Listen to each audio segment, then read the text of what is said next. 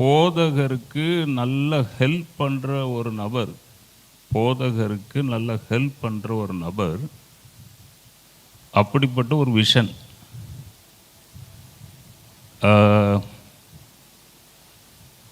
அவருடைய மேரேஜே ரொம்ப ஸ்ட்ரிக்டாக தான் நடந்துச்சு. மேரேஜ் கூட அவருடைய மேரேஜ் ரொம்ப இது நடக்குமா நடக்காதா சான்ஸே இல்லாதபடி அந்த அவங்க மேரேஜ் ஃபிக்ஸ் ஆகி நடந்துச்சு. 2 பையன்க. பிறகு நல்ல உண்மையான ஒரு ஆள், ஒரு போதகருக்கு ரொம்ப உதவியாக இருக்கிற ஒரு நபர். அப்படிப்பட்ட ஒரு விஷன் எனக்கு வந்தது. அப்படி யாராவது ஃபேமிலி இருக்கிறாங்களா? நம்ம போதகருக்கு இல்லாட்ட கூட வேற ஏதாவது போதகர் வெளியே இருந்து வந்தவங்க யாராவது இருந்தால் கூட, அப்படிப்பட்டவங்க யாராவது இருந்தால் போதகருக்கு ரொம்ப பக்கத்தில் ஹெல்ப்பாக இருக்கிற ஒரு நபர், நம்பிக்கையான ஒரு நபர் என்ற ஒரு நடத்துதல் வந்தது. இப்போ என்னன்னா, அவங்க இருக்காங்களா இல்லையா, கர்த்தர் ஜெபத்தில் இருக்கும்போது என்ன நடத்தினார் அதை சொல்லிடணும். சொல்லும்போது தேவன் பேசினார் என்ற ஒரு தைரியம் வரும்.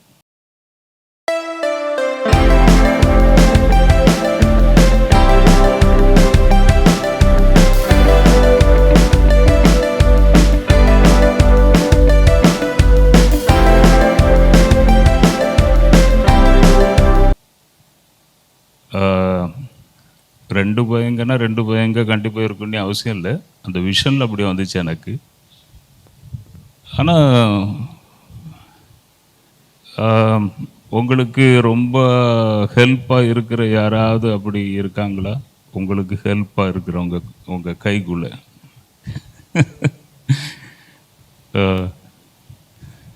அவங்களுக்கு என்ன பிரச்சனைன்னா, எதிர்காலத்தை பற்றி அவங்க வீட்டில் அப்பப்போ சலசலப்பு நடந்துக்கிட்டே இருக்கும். எதிர்காலத்தை பற்றி எப்படி நம்ம எதிர்காலத்தில் போக, என்ன செய்ய, பிள்ளைகள் இருக்கிறாங்க, நம்ம நிற்க முடியுமா, செய்ய முடியுமா, எதிர்காலத்தில் நம்ம பிரச்சனைகளெல்லாம் தாண்டி போக முடியுமா, இப்படிப்பட்ட ஒரு பிரச்சனையோடு அந்த ஃபேமிலி இருப்பதை, அப்படிப்பட்ட ஒரு விஷன் எனக்கு வந்தது. அதற்காக நாம் இன்று ஜெபிக்க வேண்டும்.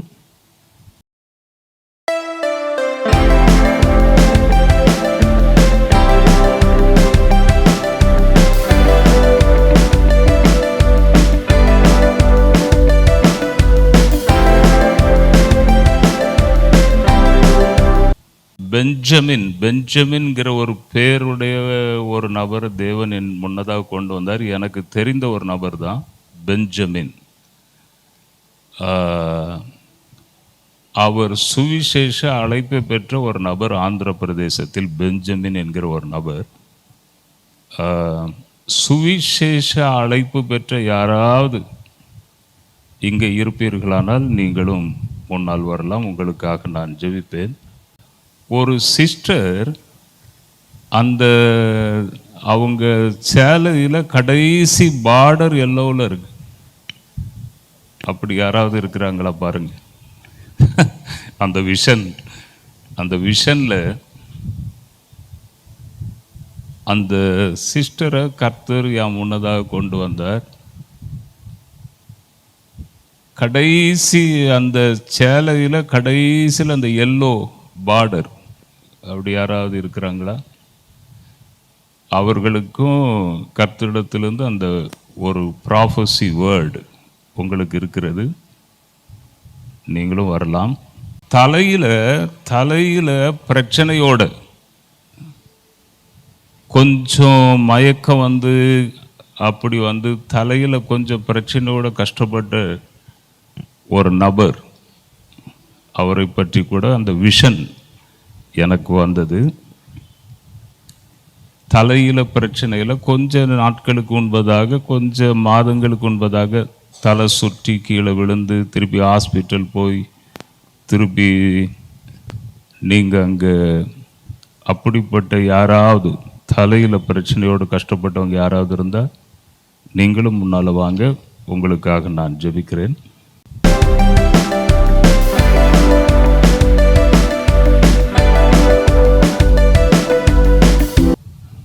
ஒரு பிஸ்னஸ் பண்ணுற ஒரு ஆளுங்க இருக்கிறார். பிஸ்னஸ்னால் ரொம்ப இருப்பாங்க பிஸ்னஸ் பண்ணுறவங்க. உங்களுக்கு சொந்த கடையோ இல்லைன்னா அப்படிப்பட்ட பிஸ்னஸ் இல்லை, நீங்கள் லைனில் போய் கொஞ்சம் சப்ளை பண்ணுவீங்க. அப்படிப்பட்ட ஒரு பிஸ்னஸ் பண்ணுற ஒரு நபர் அதன் பிறகு ஸ்வீட் இண்டஸ்ட்ரியில் வேலை செய்கிற ஒரு மாஸ்டர், ஸ்வீட் இண்டஸ்ட்ரியில் வேலை செய்கிற ஒரு மாஸ்டர், அதன் பிறகு இந்த கேமரா எடிட்டிங் கொஞ்சம் பண்ணக்கூடிய ஒரு நபர். இந்த 3 பேருடைய முகமும் ஒத்து இருந்தது. இந்த 3 பேருடைய முகம் அந்த விஷனில்.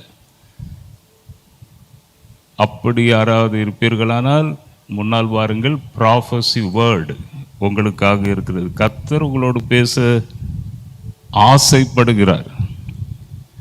ஜனங்களை தேவன் சந்திக்கிறார்.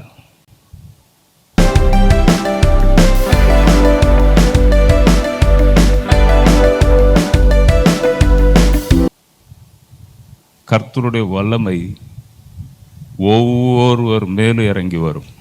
ஒவ்வொருவர் மேலும் விஷன், தரிசனம். தானியேல் தரிசனம் பார்க்கிறது கிருபை பெற்றிருந்தான். அவன் எங்கேருந்து வந்தாலும் வேற நாட்டில் இருந்து கைதியாக கொண்டு வந்தாங்க. விஷன் பார்க்கிற ஒரு மனுஷன் தானியேல். அந்த மனுஷனுக்கு முன்பதாக ராஜா சாஷ்டாங்கமா விழுந்தானா. விஷன், கண்களுக்கு முன்பதாக தேவன் காட்டுகிற அந்த தரிசனங்கள் ரொம்ப முக்கியம். மக்கள் சந்தோஷத்தோடு போவாங்க, தேவன் என்னோடு பேசினார் என்று. இல்லாவிட்டால் வந்த மக்கள் அப்படியே, கர்த்தர் என்னோடு பேசினார் என்ற ஒரு சந்தோஷம் மக்களுக்கு நிச்சயமாய் உண்டாகும். கர்த்தருடைய வார்த்தை, கர்த்தருடைய வல்லமை உங்கள் மேல் இறங்கி வருவது ரெடியா இருக்கு. எத்தனை பேர் அந்த தேவ வல்லமை, அந்த அபிஷேகம் உங்கள் மேல் இறங்கி வருவதற்கு எத்தனை பேர் ஆசையாக இருக்கிறீர்கள்? எத்தனை பேர் ஆசையாக இருக்கிறீர்கள்?